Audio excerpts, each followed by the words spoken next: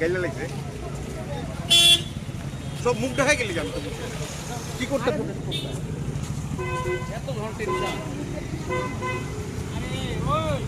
যাও উসে সামনে আটটা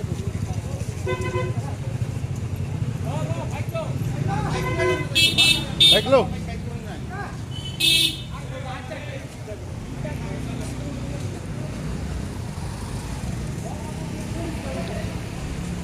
প্রথমত আপনাদের মিডিয়া বন্ধুদেরকে অনেক অনেক ধন্যবাদ আমাদের এই গুরুত্বপূর্ণ বিষয়টা জনসম্মুখে তুলে ধরার জন্য।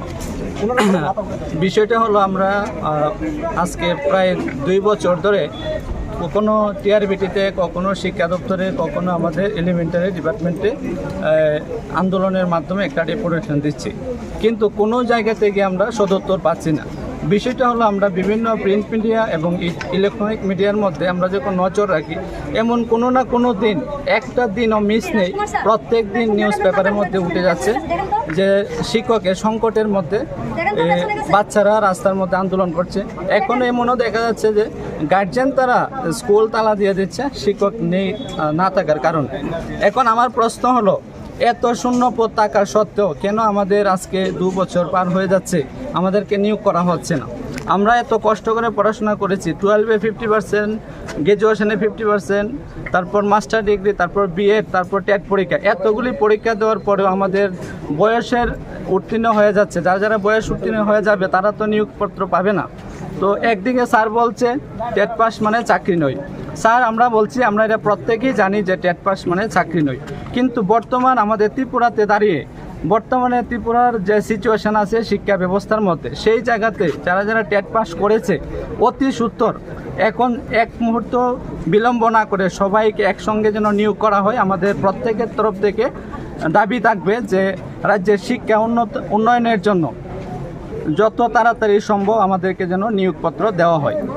বিভিন্ন জায়গাতে বলা হচ্ছে যে আমরা সময় হলে দিব। স্যার, আমরা 2 বছর প্রায় অতিক্রান্ত হয়ে যাচ্ছে।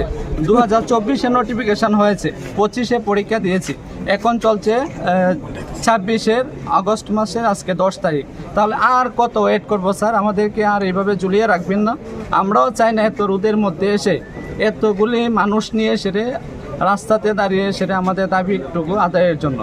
স্যার বলছে আন্দোলনের দরকার নেই। দেখুন, আমরা 2 বছর ধরে না, আমরা এখন যেহেতু টেটের টিকে রয়েছি, না কোনো কাজ পাচ্ছি, যেহেতু টিউশনি করে আমরা বিভিন্ন কাজের সঙ্গে জড়িত, যেহেতু টেট পাস করে রয়েছে, এখন টিউশনি আমাদেরকে দেয় না কেন? গার্জেন তারা মনে করছে যে আমরা যখন চাকরি পেয়ে যাব, আমরা যোগদান করে নেব, তো আমাদেরকে রেখে তারা চেঞ্জ করতে হবে। ওই কারণে বিভিন্ন মানসিকতার দিক দিয়ে আমরা এমন একটা পর্যায়ে এসেছি। তো এখন অতি সত্বর আমাদেরকে নিয়োগ প্রক্রিয়া সম্পূর্ণ করার জন্য স্যারের কাছে আবেদন থাকবে। এই জন্যই আমরা এসেছি। আর যখনই আসি আমরা যেমন মনে হয় একদম টেরোরিস্ট। কেন? যে জায়গাতে যাওয়ার উদ্দেশ্য নিয়ে আসি, আমরা ওই জায়গাতে যাওয়ার অনেক আগে আমাদেরকে পুলিশ দিয়ে আটকানো দেওয়া হয়। কারণ কেন? আমরা আমাদের দাবিগুলি তুলে ধরার জন্য এসেছি।